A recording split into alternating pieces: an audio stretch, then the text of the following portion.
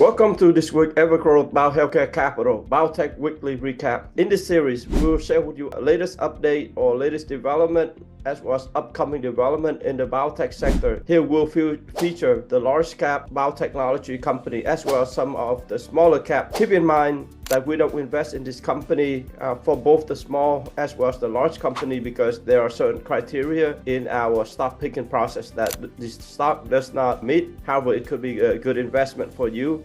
Here we just provide with you the insight regarding the latest development as well as information for you to make your own investment decision. As a disclaimer, the information presented here does not represent investment advice and is not a recommendation to buy, sell, or hold any particular biotech stock.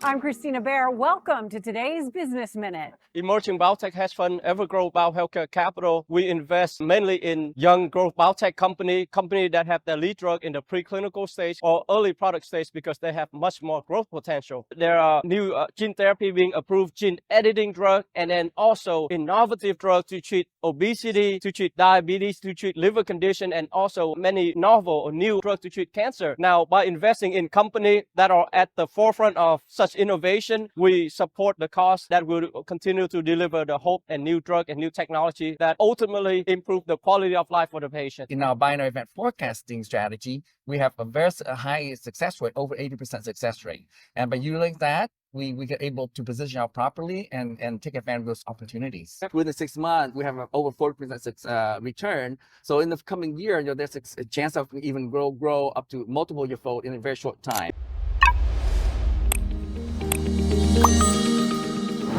I'm Dr. Harvey Chen, CEO and co-founder of Evergrowth Biotech Capital. Get in touch with me for a free consultation to see how we can put your money to go to work for you, to see how you can invest in the future of biotech, in the innovation that deliver a robust profit while delivering hope for investors. Scan that QR code below, or also you can reach out to us by email. So here, first company on this list is Viking Therapeutics. As you can see, Viking has been riding the wave of obesity medication or obesity medicine. That trend has been pretty big in the past few years, which allow companies like Eli Lilly to gain a tremendous amount of value for their market cap.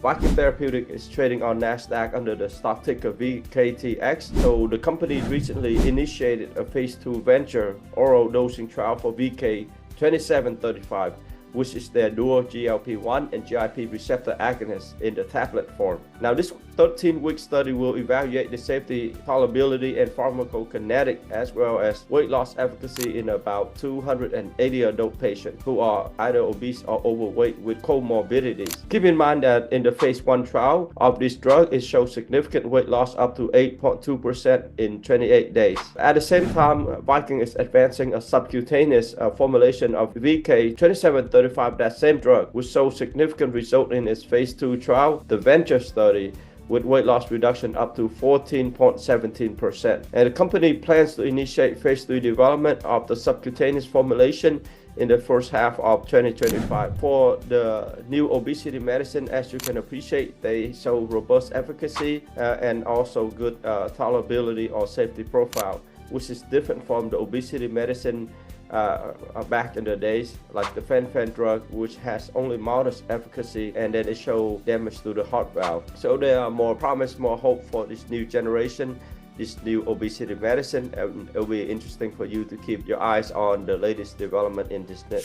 Moving on is Exelixis. Stock ticker is EXEL. This company is trading on NASDAQ Stock Exchange. I have a long history with this company. I first started this company many years ago when lead drug cabozantinib was still in its phase 1 trial. It was very early on, and I continue to follow this company till today. Even though, as I shared with you, we don't invest in this company because of its market cap and it doesn't satisfy our investment criteria, this is a pretty good company that has interesting drug that we continue to follow on and will continue to share its latest update for investor or our viewer. So with Exelixis, the FDA recently canceled the advisory committee meeting for cabozantinib regarding its new drug application or supplemental supplemental new drug application, or SNDA. And this NDA particularly seeks for approval for treating previously treated advanced pancreatic neuroendocrine tumor, or PNET, as well as advanced extrapancreatic neuroendocrine tumor, EPNET, in adults. Now, the PDUFA date, that is Prescription Drug User Fee Act date for this drug, is a new label expansion, is set for April 3rd this year. Keep in mind that PDUFA date is the date, that is the deadline that the FDA has to make an approval decision for the drug, and it is set for April 3rd. Based on my investing experience over the years, for a good drug like cabozantinib and the situation with FDA no longer need to hold an advisory committee meeting, that is usually a good sign for the drug. That means that the chance of getting approval is increased significantly. Keep in mind that forecasting regarding chance of a drug being approval is a probability-based endeavor, meaning it's with forecasts, just like weather forecast, it's not 100% accurate, but you can gauge on the odds out of probability, and in this situation, it's favor Exelixis cabozantinib drug SNDA for PNET and EPNET. Next is Amgen. So Amgen also has a PDUFA date for January 17 of this year for its combo drug sotorasib and panitumumab in KRAS G12C mutated MCRC, that is metastatic colorectal cancer. Now, the original PDUFA date was set for October 17 of last year, but then it's extended to January 17, which allowed the FDA to review the extra or the recently submitted supplemental data for this drug. CodeBreak 300 trial showed that this combo drug improved the median progression-free survival compared to standard therapy in KRAS G12C mutated metastatic colorectal cancer patient.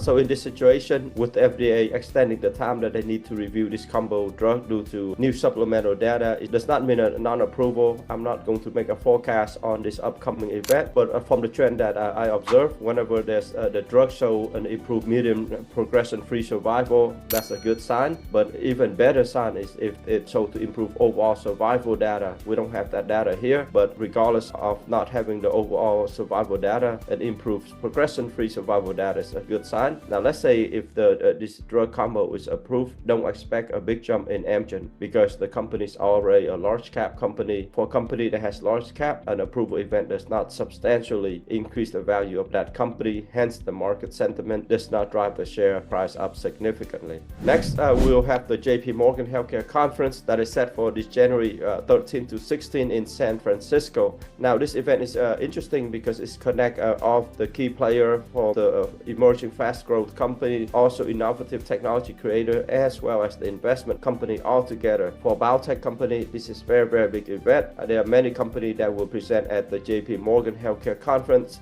Some of them include Gilead Sciences, Viking Therapeutics, Bridge Biopharma, or BBIO. They will present data, and usually with this sort of data presentation, with a lot of press coverage, it brings in more publicity, more buzz to the company, increasing investor awareness, which usually drives the share price up for this firm. So this is very good development. It gives investors more opportunity to uncover companies that are worthwhile for the investment, and also for the company to find investor, which overall altogether help to support that innovation that foster and deliver hope to patients worldwide. Again, get in touch with us, scan the QR code that is presented in this slide, or you can also email us info@evergrowthinvest.com, and then we'll set a call, a free consultation call, to see how we can put your money work for you. I'll see you next week.